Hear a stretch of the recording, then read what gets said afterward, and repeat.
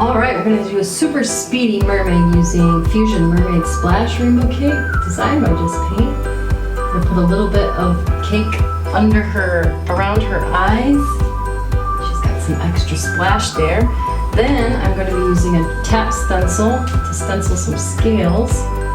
Very gently, I'm gonna press on there. And this side.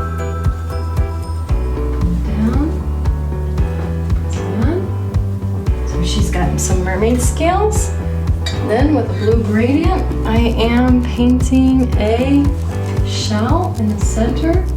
Clamshell, 1 up, 2, 3, 2, 3. In the middle. And then I loaded the edge of that mermaid splash with the darkest edge so that I can put some pretty scale strokes around, or scallop strokes around the edge of her mermaid face. And we'll just add some little background. And